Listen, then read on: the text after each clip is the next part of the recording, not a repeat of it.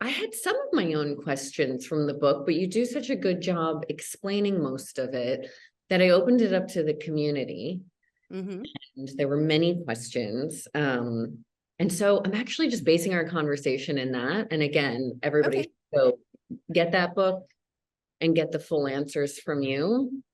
But I've broken it down into vaginal is labial a word?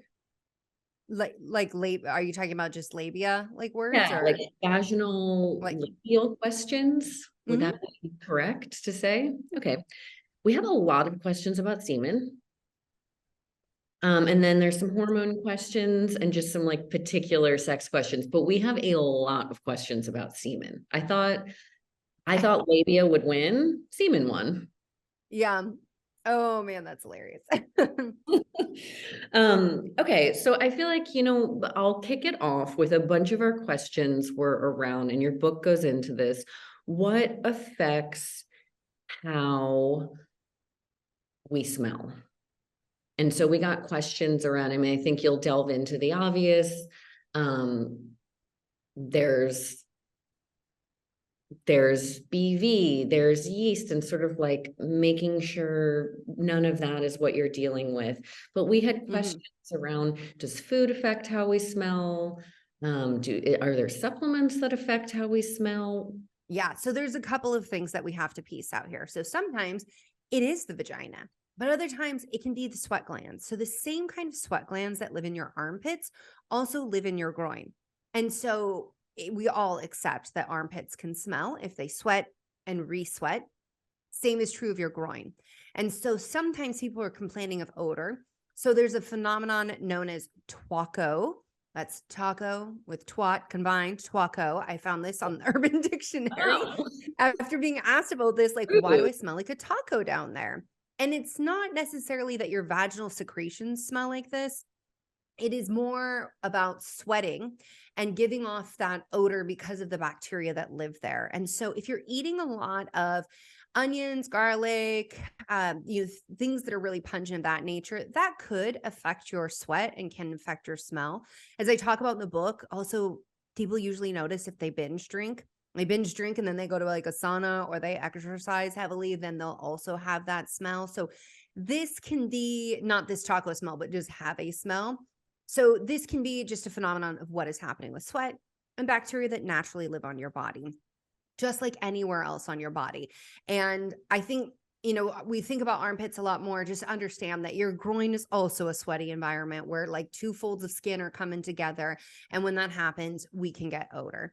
And it's really easy solutions like washing the area, wearing really easy solutions, except nothing that's marketed towards us, right? Okay. So, like, really easy solutions, as in wear clothing that breathes. If you have problems with odor, moisture wicking clothing, cotton underwear, and avoiding douching altogether. Everything else that's marketed to us is like lacy, synthetic, like pretty, but not functional. So that's one area.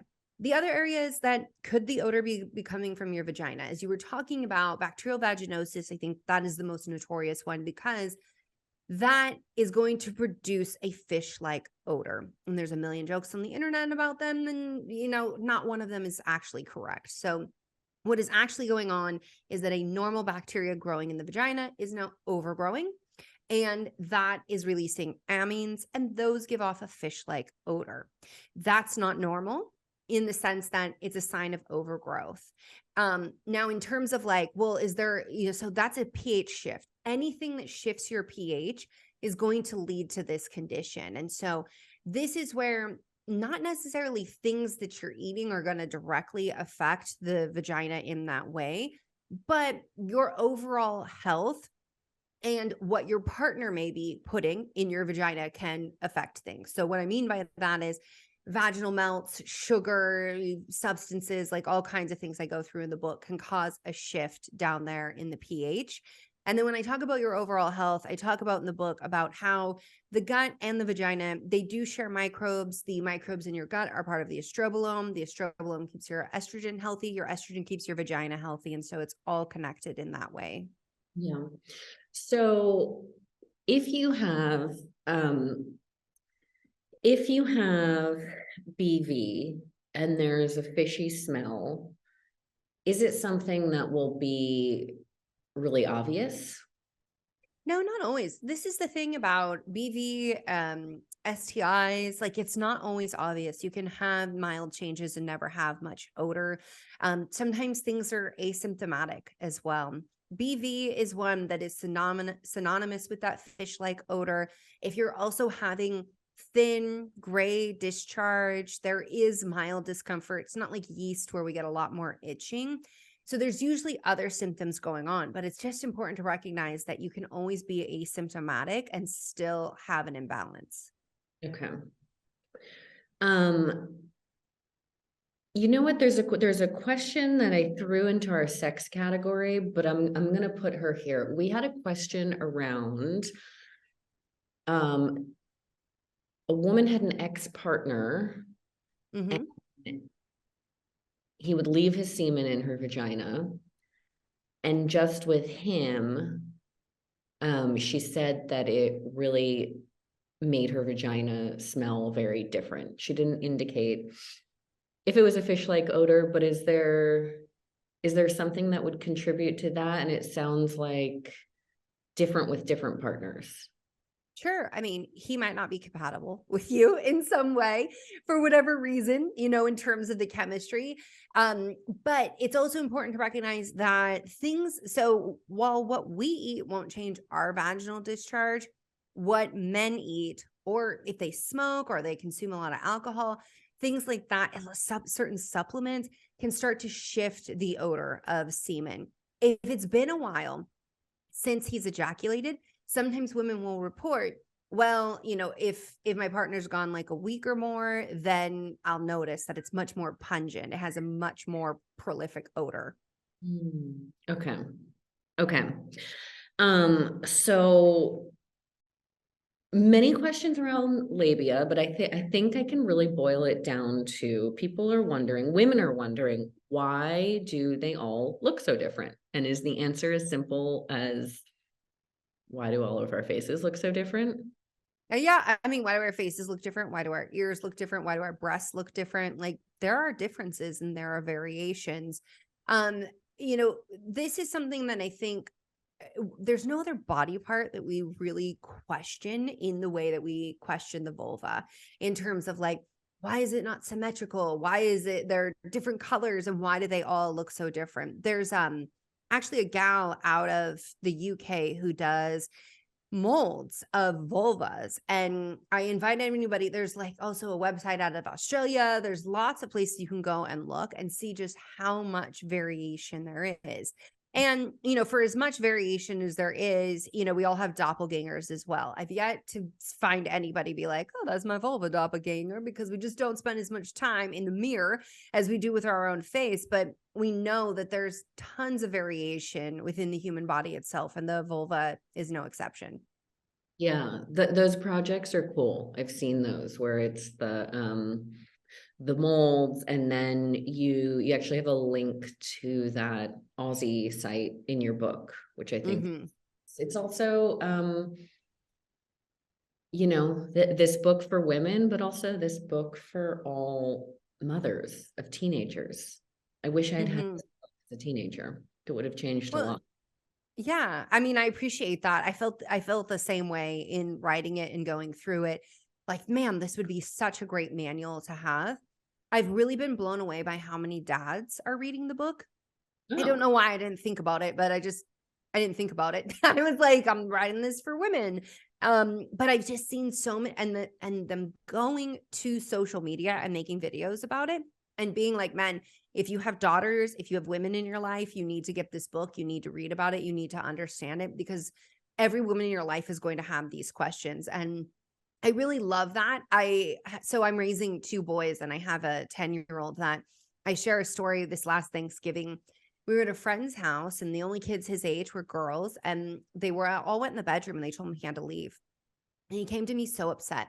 And I was like, why are you so upset? And he's like, they told me I had to leave because they're going to talk about periods. And I was like, okay, like, why is that upsetting? He's like, because I know about periods. I probably know more than them about periods.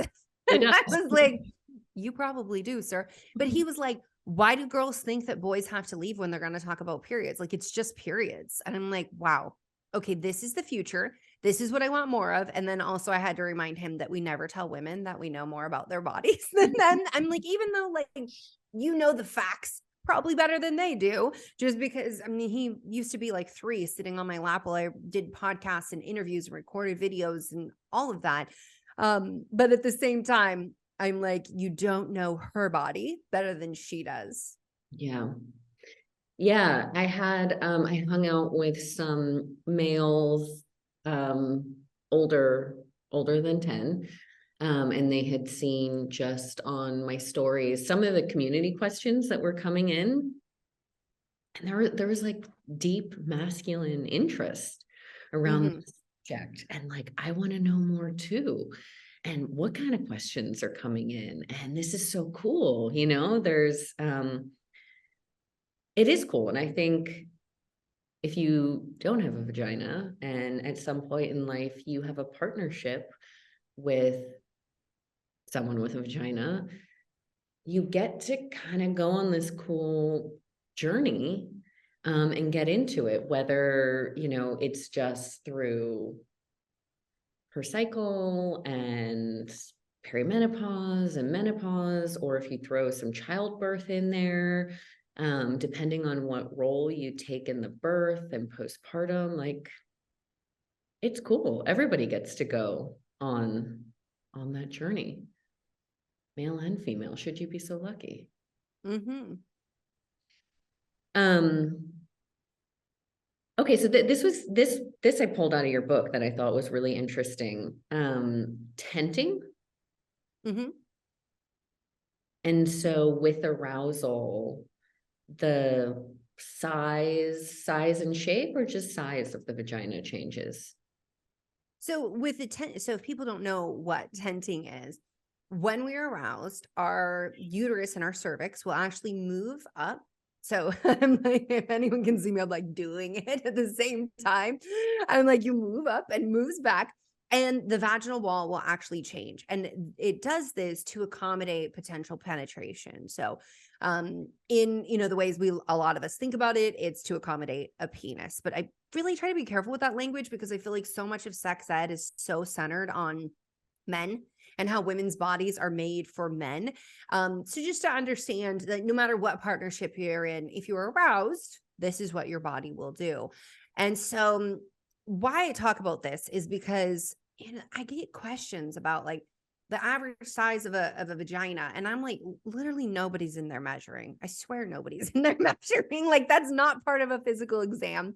But people wondering like, I think it's really comes out of this place of being too loose, and a lot of the things that get said about women's bodies. And so I really wanted to explain in the book how dynamic the vagina is. I mean, the fact that the entire thing expands to have a child, and there's this entire myth in our society that based on the number of penises that you have granted access to your vagina, that will somehow tarnish you or make you loose and stretched out. Yet nobody talks about that in terms of child. Actually, people do. They're also the worst. I would say they're the worst too. But this whole phenomenon of like, oh, well, if you've had a lot of partners, like somehow the vagina is ruined. And yet the vagina is very dynamic. So it has rugae, same as your stomach. So your stomach, when you eat, is able to expand and accommodate food. The vagina is able to expand and accommodate passing a human or allowing something to pass for pleasure. And this, dynamic vagina is changing shape and size when you get aroused. It's just like your clitoris changes size when you get aroused. Same as a penis changes size when it gets aroused. Okay, cool. So tenting is what's happening inside there. The other really interesting thing that you wrote about, you got into that pubic hair has some benefits, which I've always wondered Mhm. about, because if it's there, it's probably doing something. Um, and I feel like the body's more intelligent than like it's there to like keep dirt away. What are some of those benefits of pubes? Yeah. Well, I mean, that is one benefit is it does. I mean, especially as we get older and the volume of the labia majora can change, pubic hair does serve to keep things from getting inside and keeps things safe, so to speak. I just think about anytime sand in the beach, friends. That's not a good time. So the other thing that is actually highly debated. People are like, pheromones are not a thing. They sure seem like a thing when it comes to the animal kingdom, us being animals, and where we've chosen to retain hair. And by chosen, I mean, look at your body. Evolutionarily speaking, your body has chosen where to retain hair: on top of your head, keeping you warm, not losing heat, in your armpits. Why on earth? Oh, because we sweat a lot there. And then in our groin and our pubic hair area as well.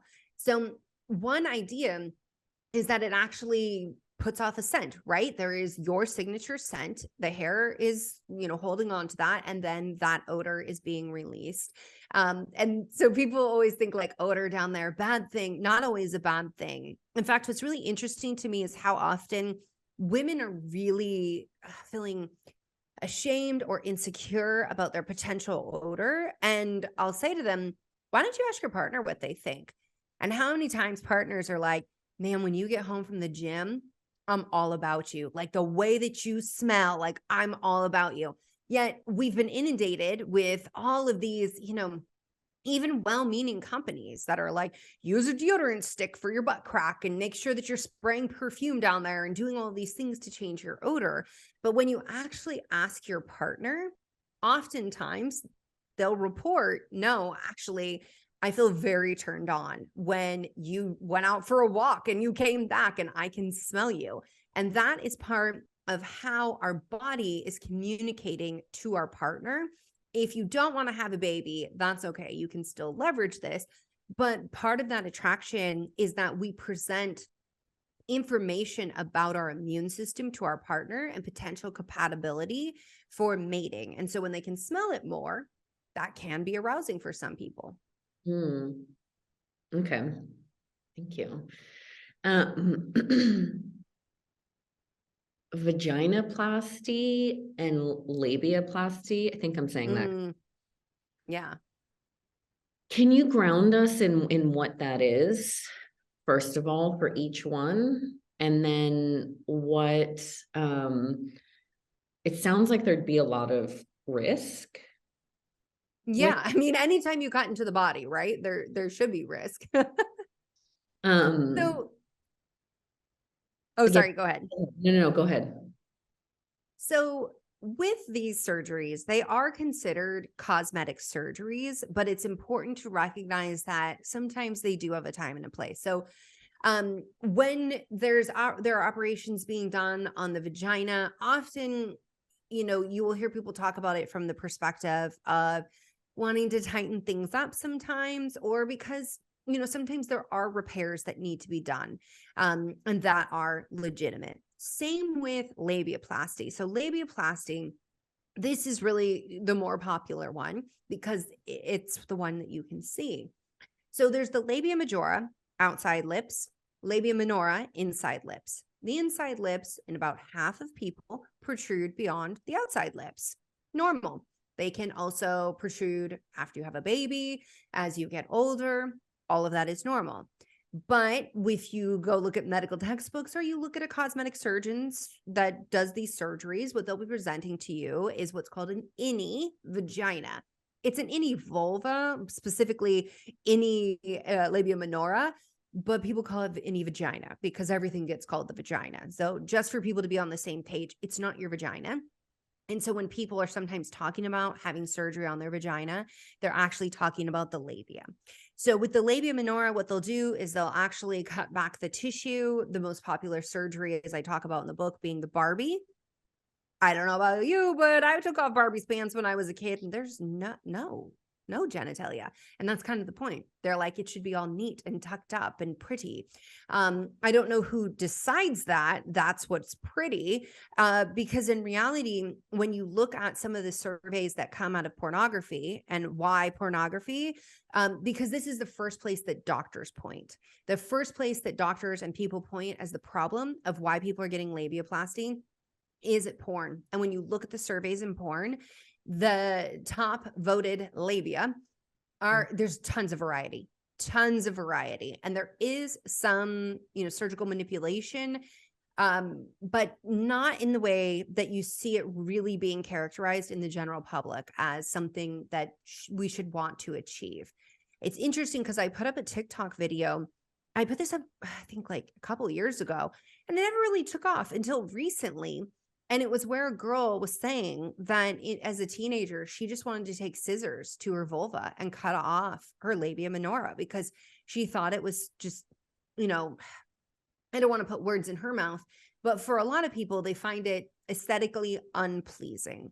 And this is where we really have to normalize what vulvas look like. Because when I tell you that 50%, that's how they look, understand that there is not that representation in medical textbooks. And that's where I really think when people start to go and search and they're looking for anatomy images, this is what they're seeing. And they're being presented with symmetric, uniform in color, white body, hair distribution is very minimal. And really, medicine needs to get a lot more diversity overall. But the whole point of it is just to show a doctor, like, these are the parts so that you learn it. However, the problem is that there's not been even normalization within medicine, that there's all this variation unless you specialize in women's medicine. And so who we really see leading all of this are cosmetic surgeons doing it for cosmetic reasons. There is a case to be made when you have hypertrophy, that is too much tissue with the labia minora. Sometimes you're walking and it's your thighs are rubbing together and pulling on it. Other times you're sitting on a bike and it's really uncomfortable and it's getting in your way. Sometimes you're having sex and it's problematic for you.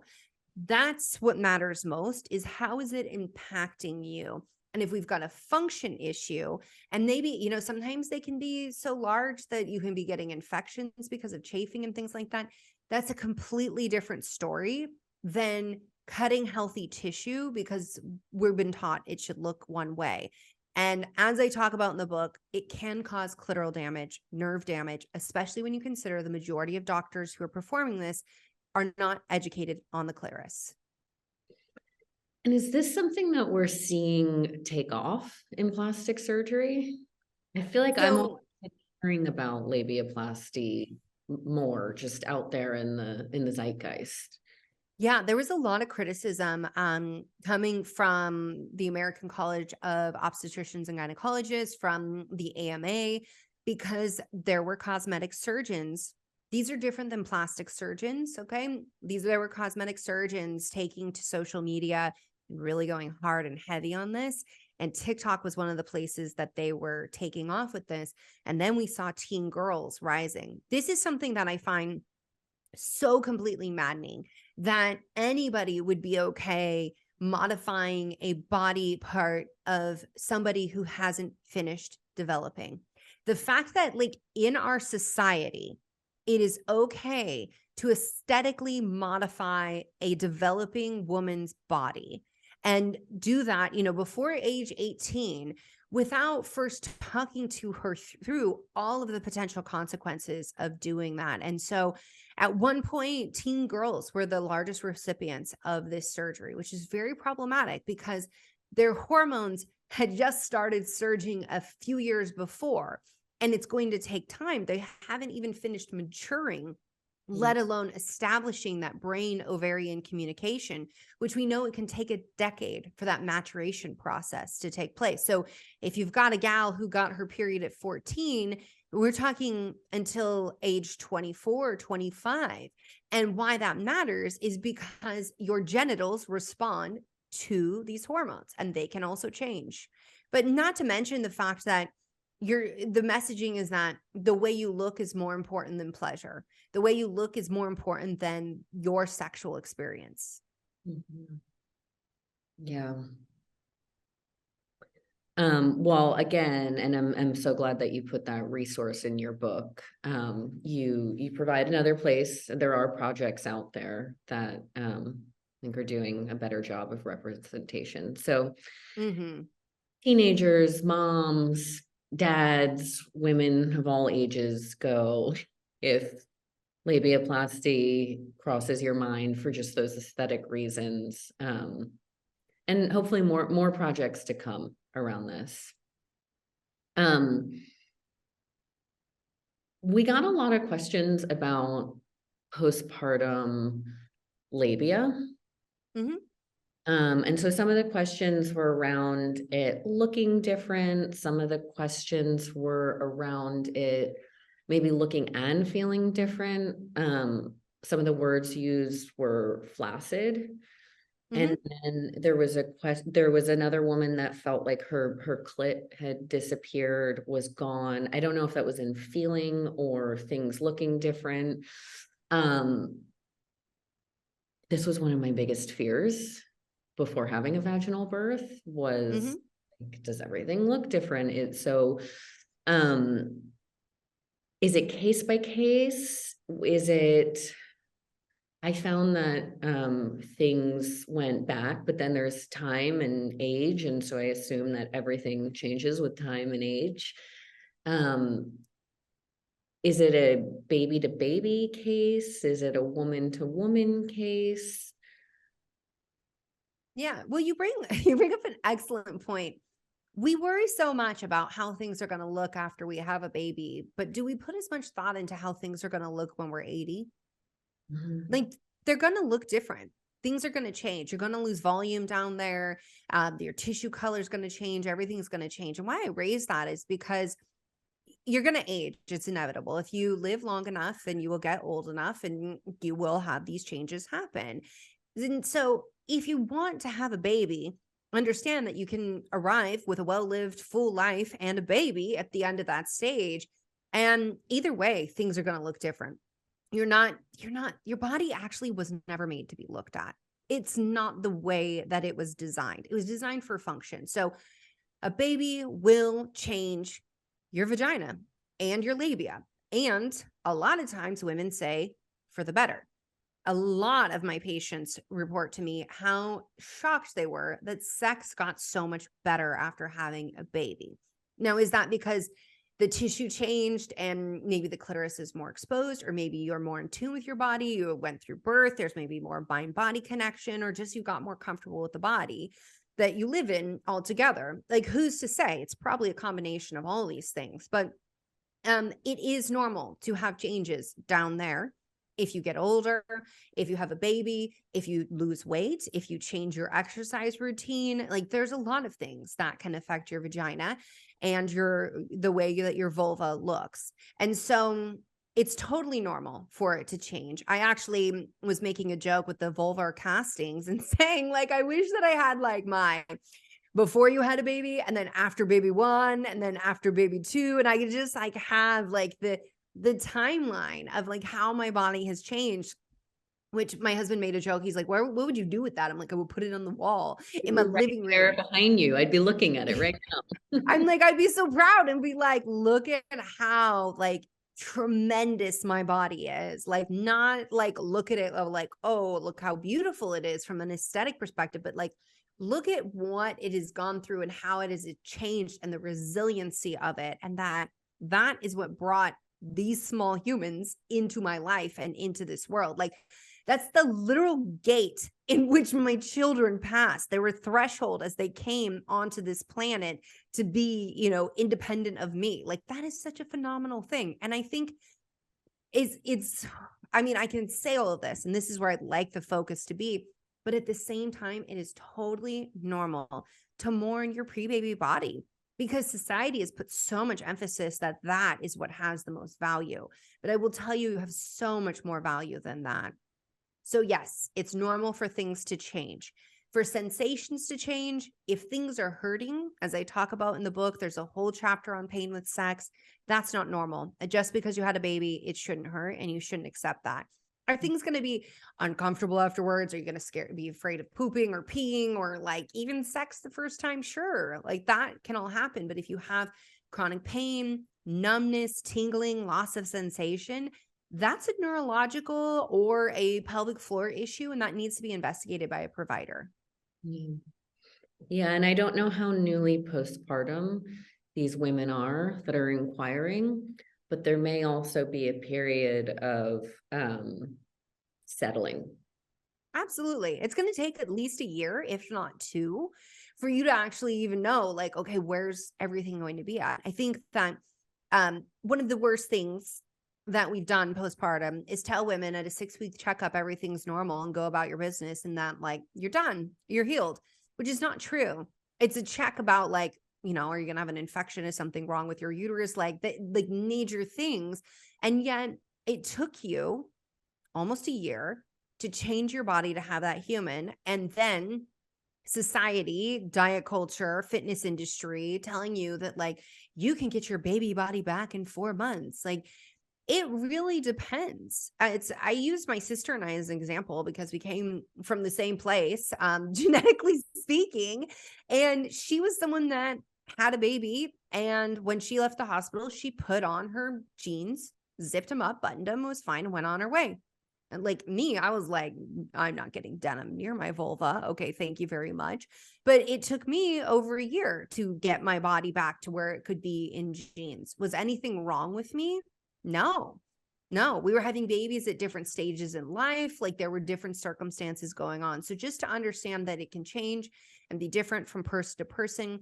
And whenever you see somebody who is genetically blessed with the aesthetics that society has at this moment in time set as the standard, because understand that's always changed as well. Like when you see someone who's blessed with that, making you the promises of like, this is what everybody's body is capable of, you can just have a giggle that they don't know what they're talking about. Thank you for that. Okay, this I heard you speak about butt lightning years ago.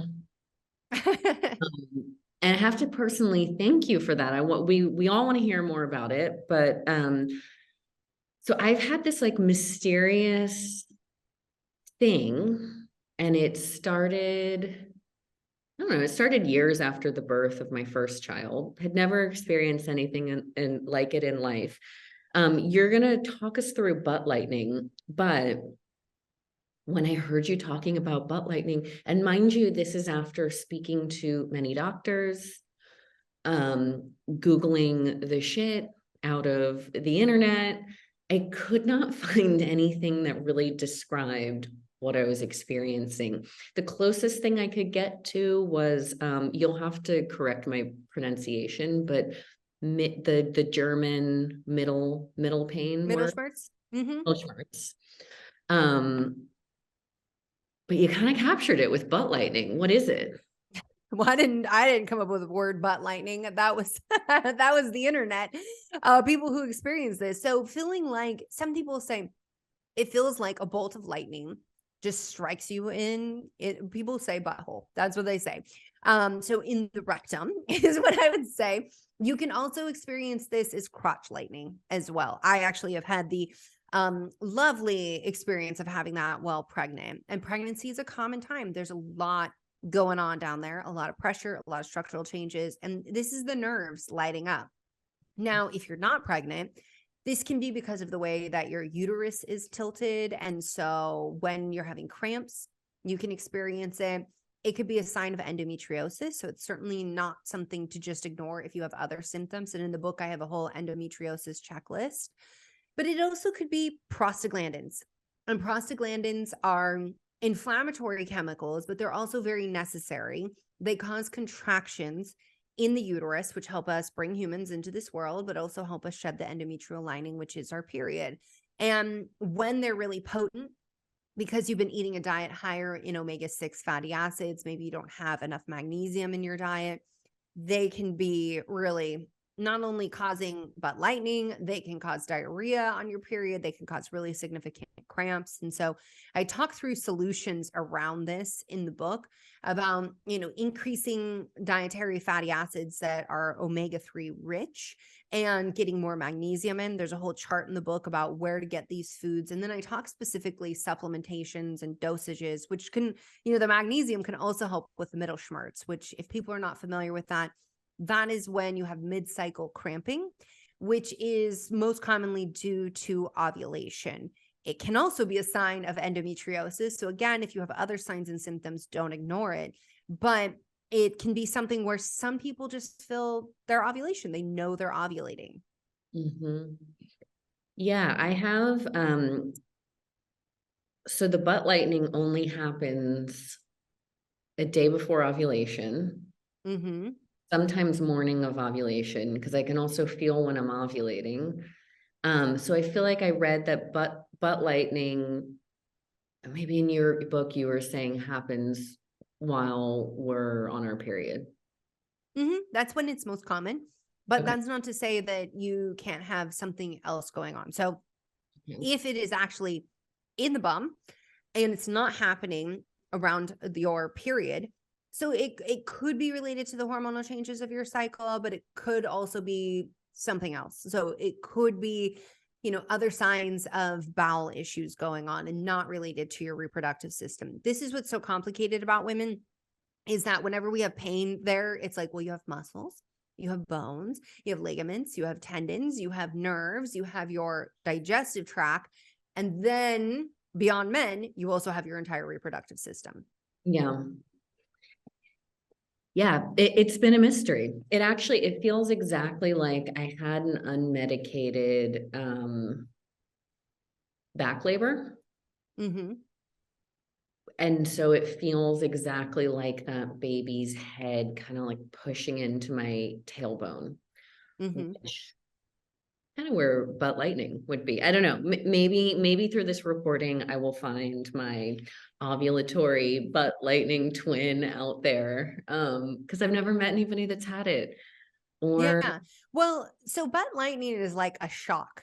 It's like a shock that goes into your rectum. It feels like sometimes it's very pokey. It's very it's the shock is exactly like what it sounds like. With having like low back pressure, so the same nerves that are, innervating your organs those are going back into your low back. So it could be something related to that. It could be something related to hormones, and a pelvic floor physical therapist or occupational therapist, or even, potentially a chiropractor might be a good person to explore to try to figure out, there's something going on here. yeah, I know. I've been to all of them. Turns out I'm normal. I just like have this. Okay, semen. Chapter semen. So many questions. I feel like I just want to kick off all of the semen questions with why people feel like they should be doing it. A lot of questions about semen face masks. Oh God, yeah. And then I got somebody that wrote in that said, please warn the girl asking about semen face mask. Please don't do it. I've done it and my face was burned for days. And then I had some people write in and say, I do the semen face masks and I love them. It doesn't burn me. So why are people wanting to do a semen face mask? Is there any benefit?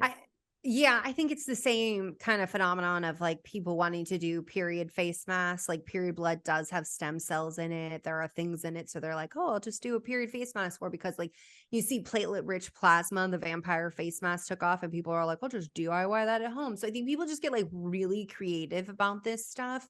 When it comes to then the allergic reaction. So that's with this burnt face. So you can, and I talk about this in the book, have an allergic reaction to semen. If you just went, oh my God, like new fear unlocked, you'll know. Okay. So not only will it burn inside, but if it gets on your leg, if it gets anywhere on you, you'll actually have redness, swelling, hive-like symptoms come up. And so, yes, if you're putting it on your face and you have a semen allergy, then that's certainly going to be problematic as well. It's so interesting to me, like women who are doing this, I first saw this on TikTok and I refrained from commenting, but I really am curious. How much do you trust that your partner has the absolute utmost optimal health? Because whatever their health is, their semen reflects that. And I think that's really important to understand because people tout all these benefits of like, there's hormones. Well, there's mild amount of hormones, very, small amount of hormones. There's nutrients. No, it's not, you can't even label an RDA on it. Okay. It's nothing to write home about on that. And so they'll say all these things, but I'm like, but you understand that it's only as good as their diet. Like if they are drinking a lot, if they're smoking, even asparagus, like can cause like some things to change in odor. And why? Because this shaft also emits urine. It is not just a semen, flowing pipe. Okay. It also has urine. And I also always question, like, could there potentially be an STI or an infection? Because I hate to break it to you, but your eyes are immune privileged. And if you get that in your eyes, friends, it is a very, very serious and very, very concerning situation. So there's a lot of things to consider in terms of like, why are people doing this? There is no real benefit to doing this. Honestly, like skincare manufacturers, like they've got cleaner products for you out there. And I do mean cleaner in terms of like, it's much more controlled. You know exactly what's going on your skin. Are there benefits to ingesting semen? I mean, I was reading about, you were talking about there's potentially mood boosting. So, okay, here's the thing. I do make a joke in the book that, people always ask like, oh, will it make me happy? And I make a joke that like, it will certainly make him happy.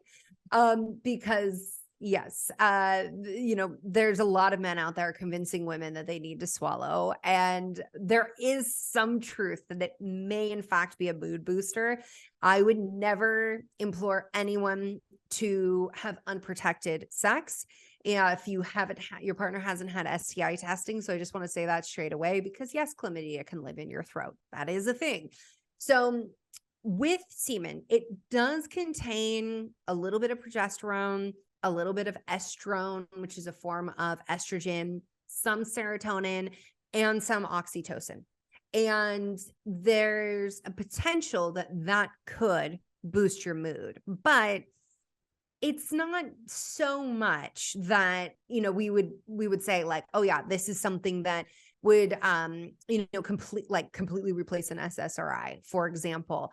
Now, in terms of, it's been interesting because what people report is the mood boosting effects with vaginal penetration when there's ejaculation. When things enter your stomach, any kind of proteins, any kind of molecules, they potentially will be rendered useless because of stomach acid digestion, the whole process. It goes first pass through the liver. So it would have to be like a much higher dose. What's interesting though, is when you look at all of this, it's like, well, how do you get to ejaculate? Usually through sex, a sex of some kind. And that's usually, if you have an orgasm, that's going to release more oxytocin than you're going to get from semen. And there's going to be a lot more endorphins flowing during that. And so it is something that I talk about, like, yeah, there are these hormones in there. I think it's a nice to know bit of information, but I certainly wouldn't be like, have unprotected sex of any kind, because that might benefit your mood. You know what will benefit your mood? An orgasm. And you don't even have to come in contact with bodily fluids for that.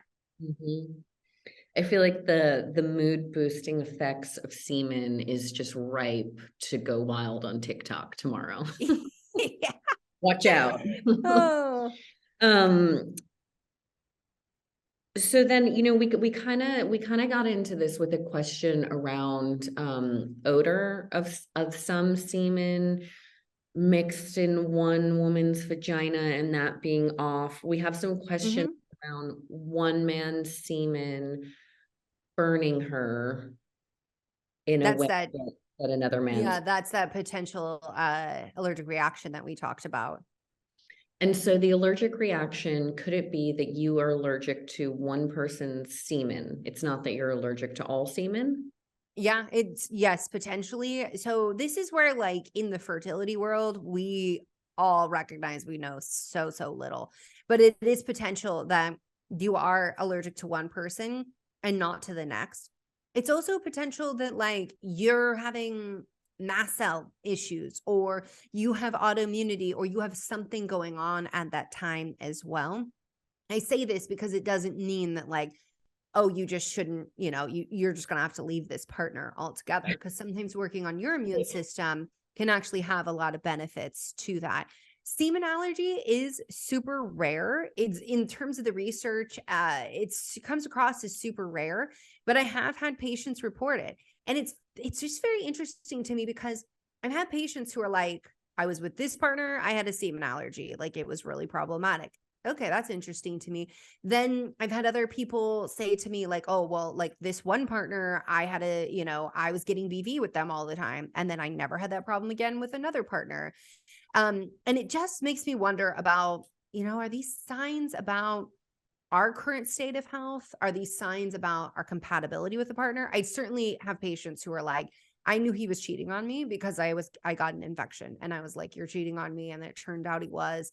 And I'm like, there's no like hard science to be like, oh yes, absolutely. But when you think about it, well, yeah, I mean, if you were someone else and their whatever their flora had on them, like could change you mildly, and then these changes could happen. But also, could it be related to your connection? And could it be related to something like some deeper knowing in your body about the relationship? And so all of this is to say, then I can, in the book, I definitely give you the science around all of that, but also to say, like, trust yourself in these things as well, because there's things that science doesn't care to explain or just hasn't explained yet, where I feel like women really have this intuition. Like I see doctors all the time that are like, no, like, if you think that it's because they were cheating, like there's no science to like, support that. There's not, been like all of the studies that we need.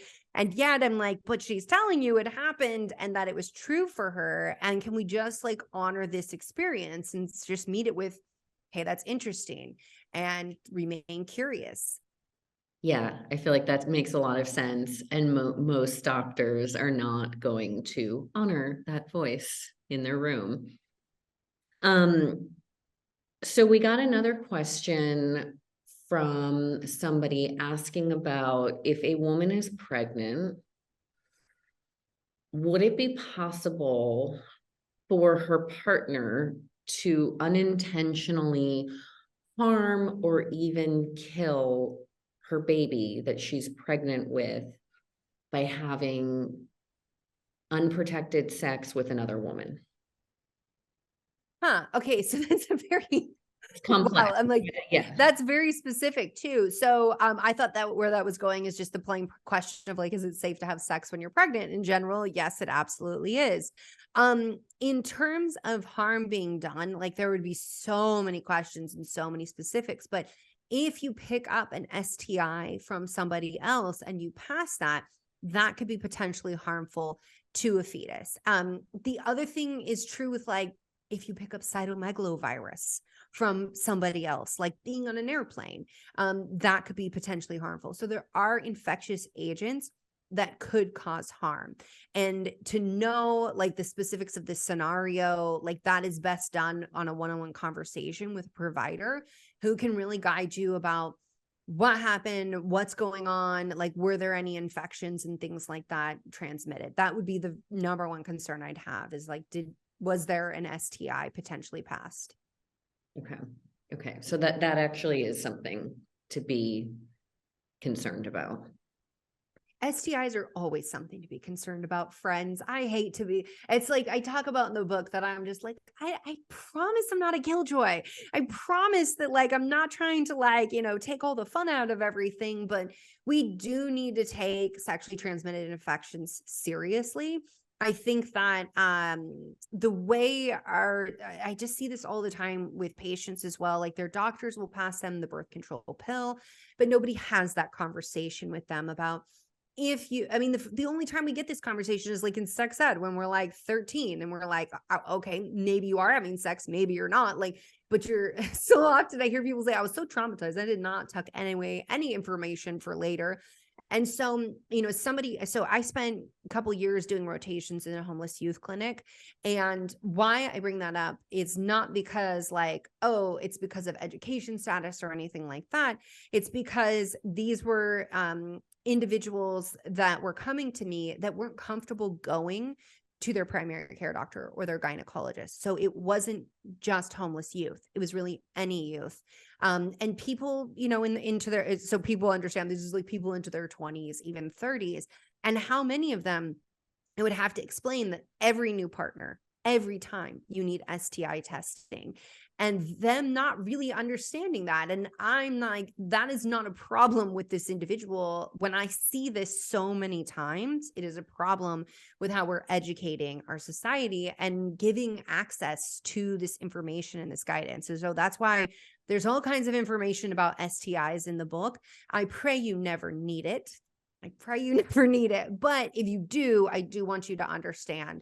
But the biggest thing to take home from that is that any new partner, every time you both need to be tested. And just because you don't have symptoms doesn't mean you're not fine. So it is very, very tragic when a woman contracts a sexually transmitted infection and ends up with pelvic inflammatory disease and scarring of her fallopian tubes, and now is infertile, unable to have a baby because her partner didn't get tested, didn't disclose, or whatever happened in that situation. And this is preventable. So if we can prevent these things, let's do more of that.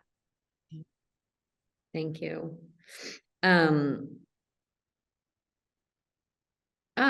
The smelling like bleach. Why does semen smell like bleach? And then we had another question in there. Somebody said, what if the semen I've come into contact with smells like nothing? There's no smell and there's no taste. So can you walk us through that spectrum? No smell and no taste, totally normal. Just like somebody might go down on you and say no smell, no taste, totally normal. It is, okay, so I could eat, any piece of food. I could, drink coffee. My experience is going to be different than you. Just like the way that you are seeing my books in the back right now is different than how I see my books. The way that our senses interpret things are different from person to person. So understand that, because I think it's also really important that you just understand that you could have a partner who's much more sensitive and is like, of course I can smell you, right? Or, any kind of variable that way. So to the point of why does it smell like bleach? Chloride. There's a chloride molecule in there, and that is the same thing that's going to be in bleach. And so there's actually, for people who want to test their information, I put a fun little cum quiz in the book.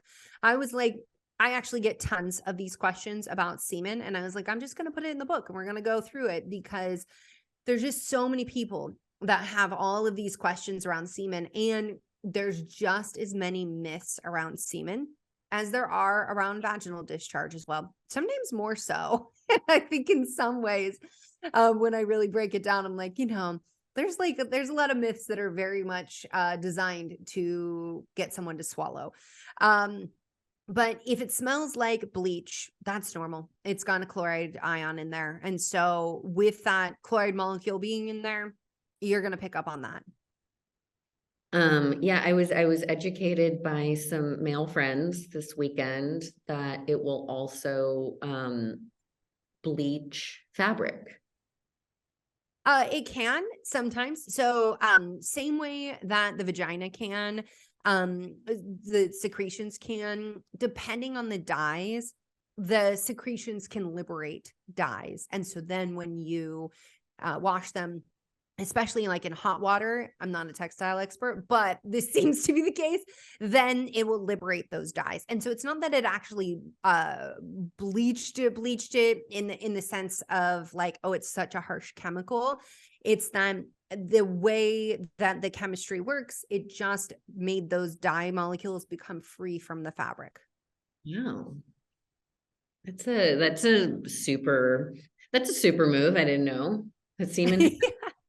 Go semen. Okay. So few hormonal questions. I feel like there are so many that we could get into, but the bulk of them were really around your thoughts on hormone replacement. And then we had some questions around, if you're not going to do hormone replacement, what are some estrogen boosting foods? Okay. So when we talk hormone replacement therapy, there's a lot of hormones that we do replacement with. And so just so people are clear, insulin and thyroid are two that we do hormone replacement with. Everybody like expects, oh yeah, diabetes. If you have diabetes, you don't have insulin, like that's normal. And when it comes to thyroid, people, I don't know why there's this whole mindset of like, well, that's unnatural. No, you can't live without it. The hormones you can live without that you will at some point no longer have, you won't necessarily thrive without. And that is estrogen, progesterone, and testosterone. As we go into perimenopause, progesterone is the first hormone that declines. Let me back it up, actually. DHEA, that's a hormone from your adrenal glands that I talk about in the book, that declines starting mid-20s. It's super lame, but it does. And why it's lame is because it's an anti-aging hormone. It's also the precursor to estrogen and testosterone, and you're going to need it so, so bad when those ovaries no longer produce hormones. Then we get into perimenopause. That's roughly the 7 to 10 years before the ovaries quit altogether. It's when the ovaries have quit. They don't ovulate for 12 months. That means you don't menstruate for 12 months. You are now in menopause. During perimenopause, it is the gradual decline of the ovaries producing progesterone and then subsequently not ovulating that leads to no progesterone that really can give us those sleepless nights, feeling anxious, a lot of the mood symptoms, the sleep symptoms, and even the weight concerns. So that's when we'll consider using progesterone therapy. Progesterone hormone replacement therapy is not typically something that I start with. I want to do whatever I can to get the ovaries doing their best for as long as they can, because nothing beats what your ovaries do themselves, okay? And so I talk about the protocols for perimenopause in my book and what you can do to keep progesterone up. Things like vitamin B6 and Vitex, the different ways that lifestyle therapy, certain dietary therapies can affect you. Once you get into that like 12-month sprint before you're definitely going to be in menopause, that's when it's like, and I say this just generally speaking, you might need progesterone before then, but that's when we definitely consider progesterone. Now, once the ovaries quit, that's usually when we go into the estrogen. Sometimes it's, just before the period's gone altogether, but definitely once we get into menopause is when we're going to need estrogen replacement therapy. And not everybody's going to want to go this route for various reasons. However, I think everybody should definitely meet with an actual expert, not just your gynecologist who was trained like 40 years ago and is like, no, this is the worst thing in the world. And hasn't stayed abreast on the research. Not even, not all gynecologists are actually experts in hormones. It just because that's like the area they work in doesn't mean they actually work with hormones specifically. Many are great surgeons, many deliver babies, like they have all these roles that they can play. And so I think that's important to understand, because if you are really curious and you're definitely having symptoms that are hijacking your life, it is definitely something worth pursuing. And if you get the brush off from your doctor, meet with somebody who actually does hormone replacement therapy, somebody who can guide you through this on an individualized level. And why I encourage this, I encourage everybody to consider it. It may not be right for you, but consider it, is that there has been an explosion in research showing us, which we always knew to be true. We just didn't have as much robust research. This is really as profound as it is, showing us that your morbidity and your mortality increase when those hormones are gone. We've all heard things like osteoporosis and heart disease, but women make up the majority of Alzheimer's patients. We make up the majority of those with dementia. Our hormones play a huge, huge role in that. And even in perimenopause, we start to see the decline of brain function, which we're told is normal. Brain fog is normal. Hot flashes are normal. Insomnia is normal. Your anxiety is normal. It's not. It's not. It's a sign that your brain is in need of that hormonal stimulation. So I don't say this to scare everyone. It's definitely an individualized choice. There is nothing we can do to make your ovaries make estrogen once you're in menopause. they're done. Trust me, we can measure your follicle stimulating hormone, FSH. It will be screaming at your ovaries, and your ovaries will be like, no, I'm not working one more damn day for you. I am done. I am out of here. So with that in mind, things we can do is support the adrenal glands so that we can get the DHEA levels up to get them that converting into estrogen. And I talk about this in the book, exactly what to do for your adrenal glands in this situation so that you have that DHEA and so that you can be making some hormones. Now, the other thing I will say is that there are phytoestrogens in our environment that you can be consuming that may be helpful as well. You will not eat flax seeds and see your estrogen levels rise. And you will not eat soy and see your estrogen levels rise. But instead, these phytoestrogens can stimulate the cells and work at the DNA level to help elicit some of the similar changes that estrogen can do so that you do feel better, so that you do have some protection. But that's still not going to be enough for everyone. And so I say that because I think it's really problematic when we come out and I just see this a lot. We see doctors promise that like, you can make menopause a breeze and without hormones. Maybe you might be able to. And that's fantastic. Like that would be great. Like I'm all for that. I'm like all for like not having to get prescriptions and deal with the pharmacy and like all of that. That'd be so great. But it might not be, and you shouldn't feel ashamed or guilty because nobody is handing out badges or trophies at the end that says like, look at you. You never had to use any kind of medication or pharmaceutical intervention of any kind. Or, you know, it's the same thing with childbirth where I have to remind people absolutely no trophies for, and I say this as somebody who's had an unmedicated home birth. Okay. There's absolutely no trophy for that. There's no trophy for avoiding a C-section. There's no trophy for avoiding an epidural. And there's certainly no trophy for, you know, avoiding other things that maybe could have helped you in life. And so I'm a big fan of like, give us the buffet of offerings in medicine and let us choose what works for us on an individualized level. So for everybody listening, I also want you to understand that just because you do hormone replacement therapy doesn't mean that's where it ends. For my patients, when they're on hormone replacement therapy, we are still working on lifestyle. We are still working on nutrition. You better believe I'm like, hey, listen, if we're using estrogen, which is never oral because we don't want the risk of clots, we're going to be supporting liver detox pathways because we still want the healthiest levels of estrogen metabolites and having the right balance. We're still going to be supporting gut health, bringing in things like calcium D-glucarate so that we don't get reconjugation of our estrogen. The same stuff that I would be doing with people perimenopause or just getting their period to help optimize their hormones, I'm going to be doing with hormone replacement therapy with an even tighter eye on what is happening with those estrogen metabolites, what is happening with your symptoms, and understanding how to dial it in just for you. And if you do believe you have perimenopause or you're 35 or older, understand there's no test for your ovarian or sex hormones for us to know absolutely you're in perimenopause. We actually go off symptoms, and these are the same symptoms that guide us in hormone replacement therapy.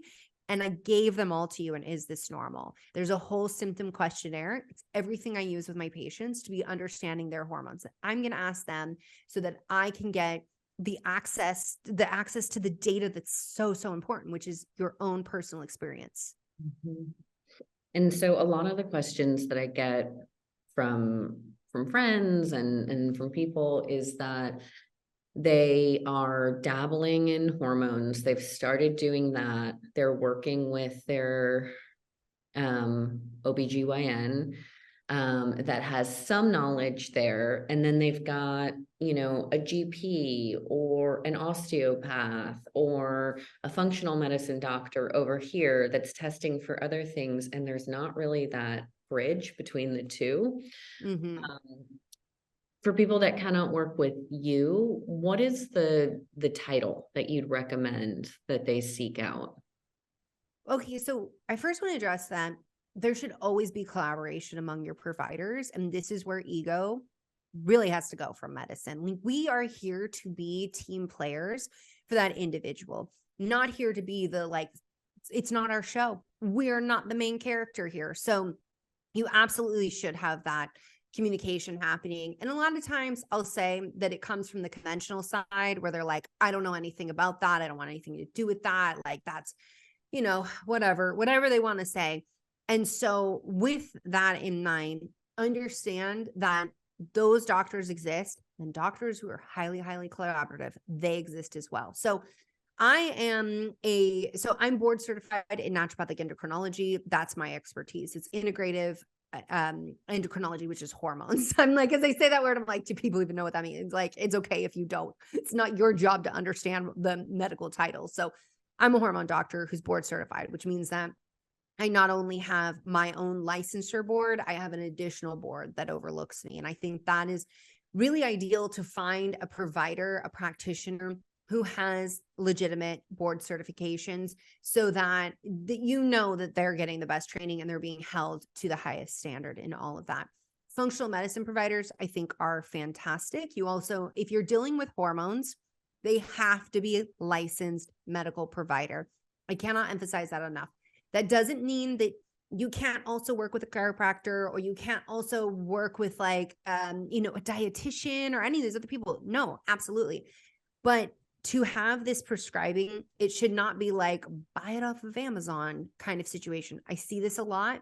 I've unfortunately seen it with too many health coaches who know just enough, but not enough to understand that harm can be done. And so and let me just say, I think health coaches are amazing. I love them. They really can support a patient.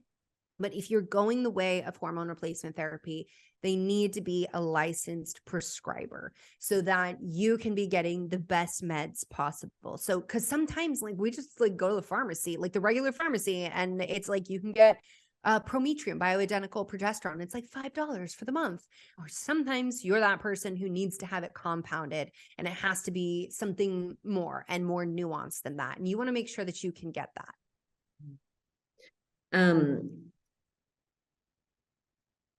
And you also you had a great section on libido, and you listed off some of the medications that can affect libido. Yeah. Are those on the top of your head? I bet they are. Well, so birth control is the very first one, right? That I think everybody thinks of when they think of medications that can mess with your libido because it is so ubiquitously used. SSRIs are another one. Cannabis friends. So that may be legal now, but it doesn't mean it's not hurting your mojo. And then anything that's related to heartburn, which also includes, not heartburn, heart disease, high blood pressure. The other heart word, it's not even heartburn, you guys. It's kind of hilarious. I said that. So anything related to managing your blood pressure, including spironolactone. And spironolactone is something that's also used for acne. But I have a whole table. There's definitely more than that that I list in my book that could be potential issues. Things like seizure medications, even, antihistamines. And then if you're using any cold or allergy medications, that can actually dry up your vagina sometimes. So that's also good to know. Sometimes it's not you, it's medications that you need. Yeah. Your nose is dripping and you're like, I don't want that.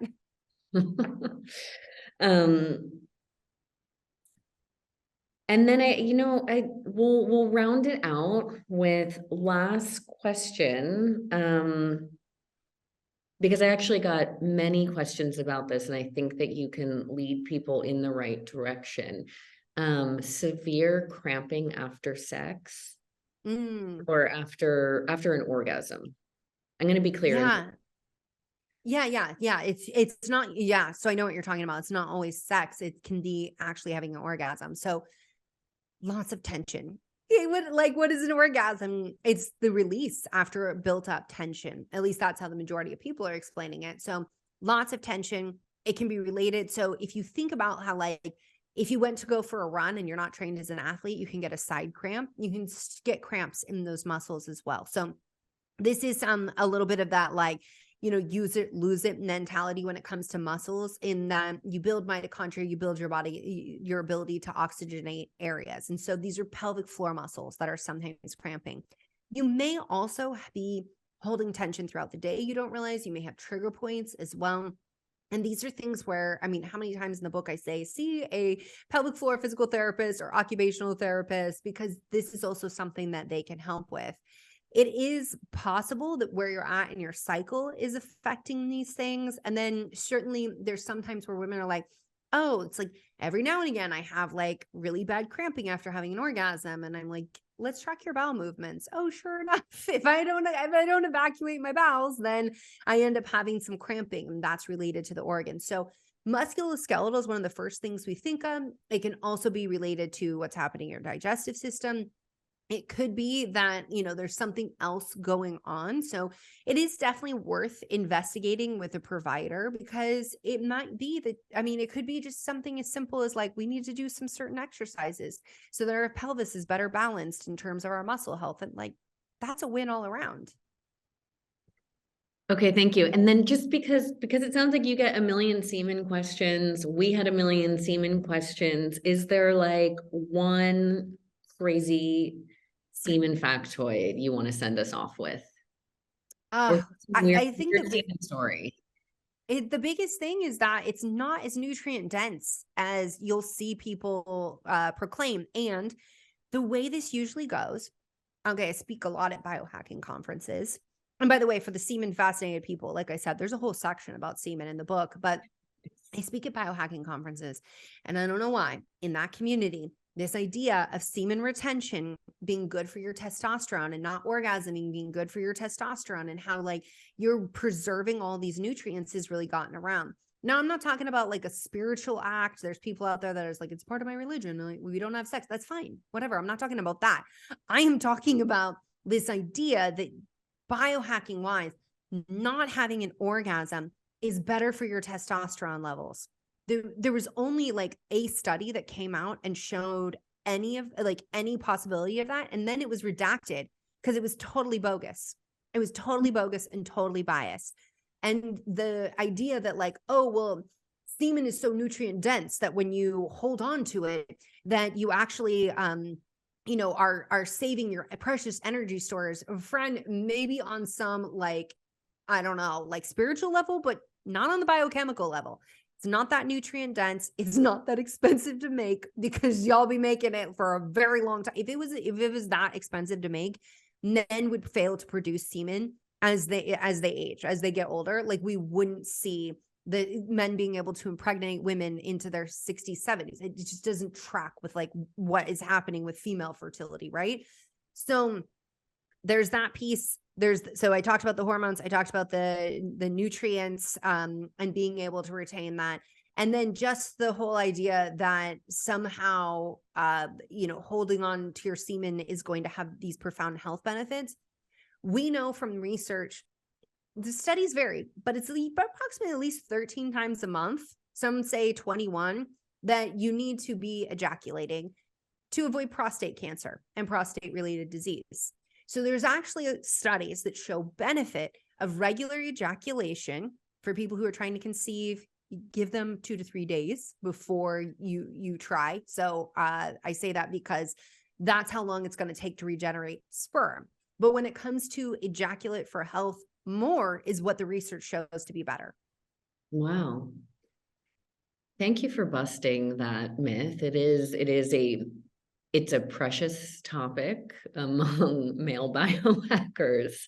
So they'll come back around on November, and then they all hate me because they're doing their like no ejaculate November or whatever their clever little names that they call it. And then I'm always there along with several of my other friends. No nut November. Yeah, no nut November. Yeah, there's like no FAP, and there's all of these things out there. But yeah, the no nut November. That's exactly what it's called. But yeah, and then I make a lot of enemies just by like stating science. And then they're like, but you don't know my body, and a woman should never have any say over a man's body or be talking about it. And I'm like, y'all, do you know how long you've been legislating women's bodies and talking about women's bodies? And also I go to these biohacking conferences because the people who run these conferences are like, damn, we need to get a woman in here speaking, because all of these men are in here being like, women, you just need to fast and you just need self-control. And I'm like, that's literally not how hormones work. Let's talk about it. Well, thank you for boldly getting out there and denouncing the value of semen and taking the hate that Well, I mean, it is valuable. It does help, valuable. create future babies, right? The future of our species. So there is value, but in terms of like, you don't need to hold on to it, friends. You don't need to hold on to it. You can let it go. I can't say that without thinking Elsa. And I'm like, that's so inappropriate. Like, I'm tired about like semen. And now I'm in Frozen. And I'm like, that you can tell that I spend Disney dance days with a 2-year-old listening to just Disney playlists. It also gets frozen, you know? Yeah, That's not too far off either. It also gets frozen. This is true. And This is true. people spend a lot of time and money seeking out that frozen sperm that was let go. Yeah. This is very true. This is very true. Yeah. And I do want to say, if there is anybody who's applying it on their face, I would love if you documented that and to like hear more about why it is that you keep doing that. Because I know after we had that conversation, somebody's going to be like, no, but for me, it's changed everything. Fantastic. Document it. Because if you are like, I'm just like, if anybody's willing to be an experiment, like, let's just ask them to document things if it's not really causing harm to them. Let's just ask them, because I'm always curious. If you tell me your personal experience is something different than what the science says, then I'm like, well, let's hear it. And then maybe we can reverse engineer it and get it into some bottle without urine. It's called like vitamin E antioxidants. We've done it. It's already happened. There. But I don't know. There might be something else to it. Maybe, and like maybe that individual's got their diet really dialed in.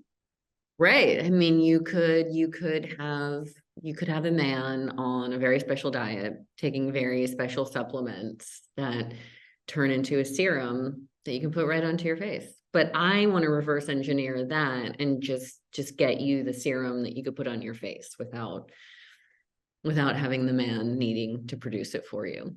Yeah. Yeah. I don't know. I don't have the stomach for that. I am a texture person. So oh, that's why I'm like, if you're going to do this, like, I'll hear about it, but I'm not going to jump on it. Well, Dr. Brighten, thank you so much. I've been learning from you for years. So this was really an honor and a treat to get to do this almost in person with you, real time. Yeah. Well, thank you so much. It has been such a fun conversation, and we talked about so many things. all of your expertise that, could never get boring.